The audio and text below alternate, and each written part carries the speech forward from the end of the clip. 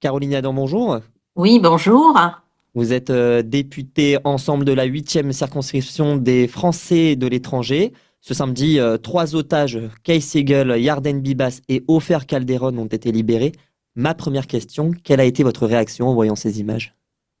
Écoutez, j'ai été comme la plupart d'entre nous extrêmement émue de voir que nos espoirs n'étaient pas vains quant à la libération de ces trois personnes, extrêmement émue parce que un de nos deux compatriotes qui restait entre les mains du Hamas, eh bien, est libéré, mais évidemment toujours cette torture psychologique qui est la nôtre et qui est celle évidemment d'abord des familles parce que si le papa de la famille Bibas a été libéré, eh bien on est sans nouvelles de Kfir, d'Ariel et de leur maman, et donc c'est absolument insupportable. On s'attend au pire, donc évidemment de la joie, de l'espoir, du soulagement, mais aussi beaucoup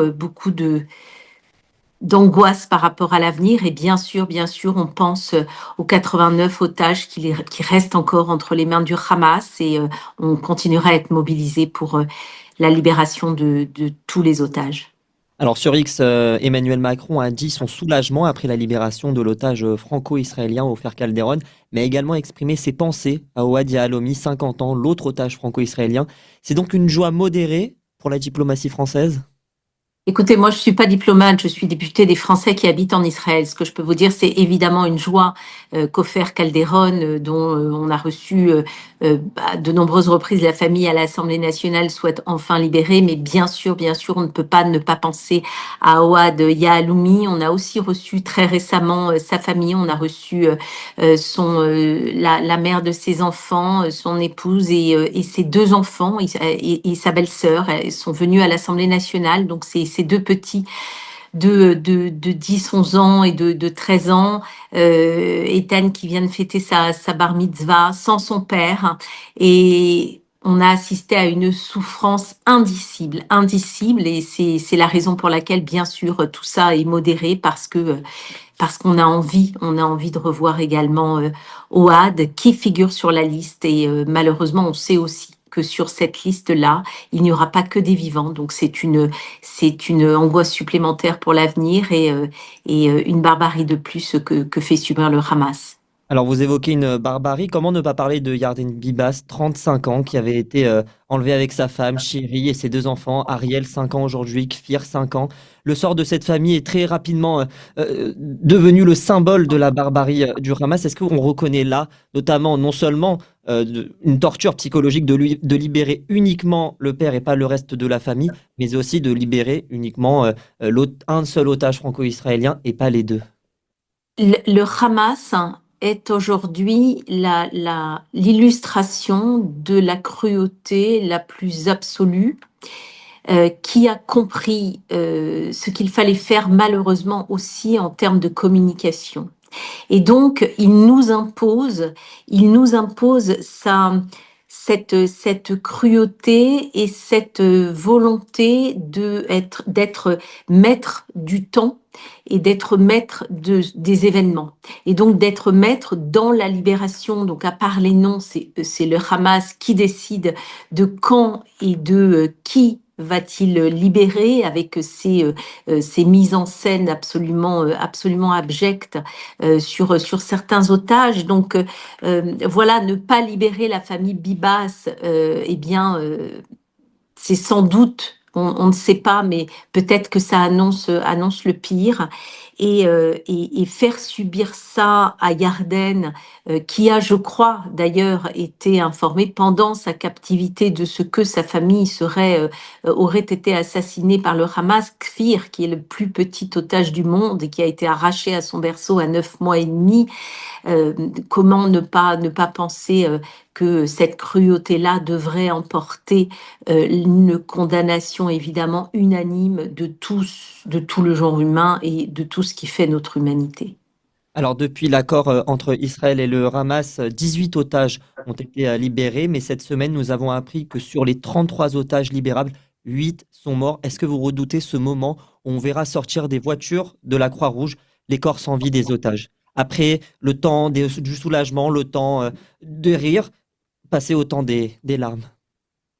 Oui, mais on l'a déjà connu, le temps des larmes, et on le connaîtra malheureusement, et ce sera le temps des larmes, j'espère, de tout le monde. Et en fait, le moment où on verra débarquer des cercueils et des corps sans vie, plutôt que les otages vivants, montrera à quel point cette cruauté-là que je dénonce et que nous dénonçons tous prend forme, parce qu'il faudra pas oublier que eh bien le Hamas a pris des otages qui étaient en pyjama à 6h30 du matin, qui les a arrachés à la vie, et qui s'en sont servis comme monnaie d'échange contre des meurtriers palestiniens, parfois condamnés à perpétuité, qui ont du sang sur les mains.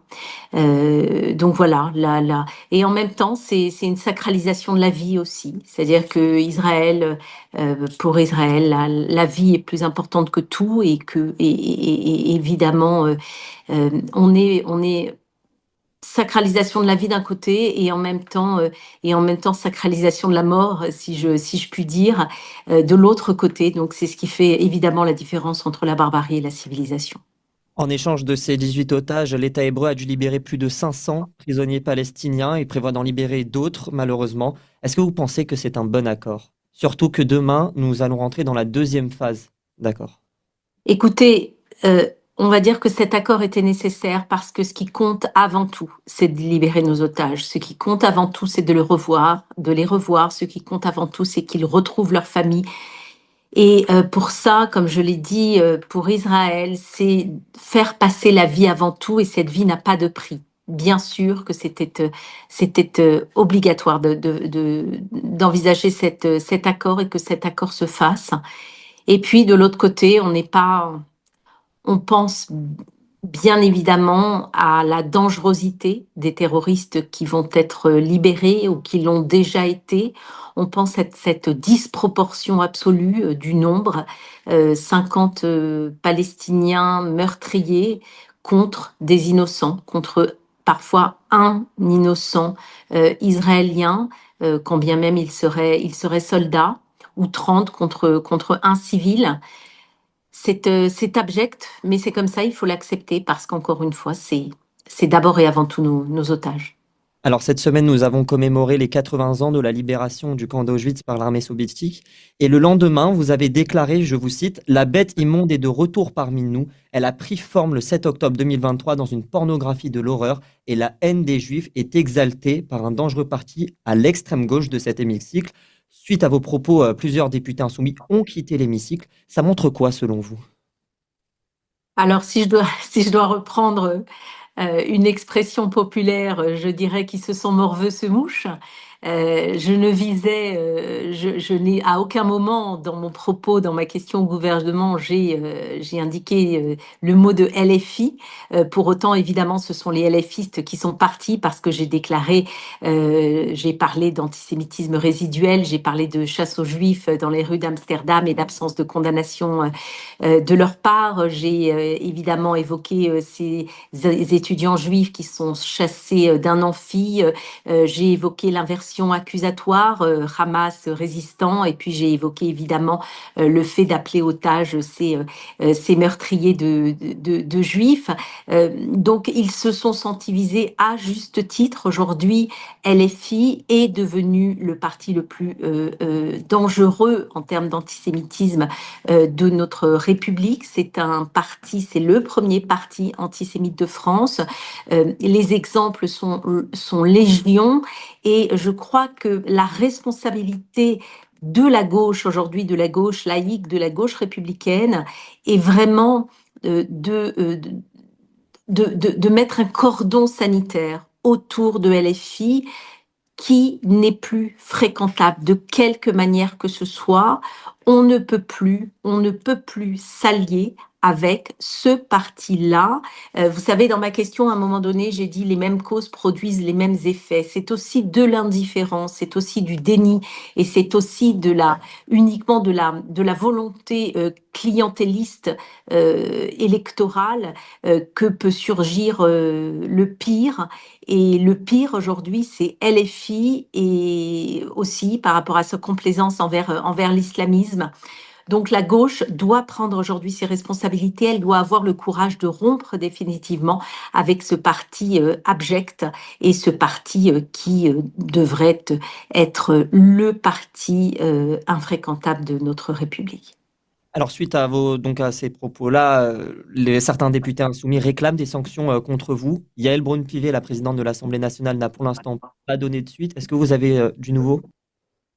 Écoutez, en fait, elle n'a pas convoqué, hein, sauf erreur ou omission de ma part, le bureau en séance exceptionnelle. En revanche, le bureau de l'Assemblée nationale peut inscrire à l'ordre du jour de sa prochaine réunion une demande de sanction. Nous verrons justement quelle est l'attitude, puisque vous n'ignorez pas que le bureau de l'Assemblée nationale est à gauche. Mais c'est là on verra en fait comment se situe le PS par rapport à une sanction qui serait évidemment d'une inéquité absolue, puisqu'en en aucun cas, j'ai enfreint quelques règles que ce soit au niveau de l'Assemblée nationale. La parole est libre, je le rappelle dans l'hémicycle, et en aucun cas j'ai visé LFI spécifiquement en les désignant. Voilà, je suis absolument confiante et je pense qu'il n'y aura absolument pas de sanctions. Mais c'est LFI qui a fait du foin, qui a fait du buzz autour de cette affaire, et c'est tant mieux parce qu'ils ont montré aussi par leur surréaction eh bien, de plus en plus de personnes pensent comme moi, et je peux vous assurer que j'ai reçu des centaines de messages de soutien, y compris d'électeurs LFistes qui reviennent aujourd'hui sur ce qu'ils pensaient et qui me disent: Madame la députée, nous ne voterons plus jamais LFI, il faut qu'il continue à être isolé et il faut que ce cordon sanitaire-là soit infranchissable pour l'avenir. Merci beaucoup, Caroline Yadan. Je rappelle que vous êtes députée ensemble de la 8e circonscription des Français à l'étranger. Merci à vous.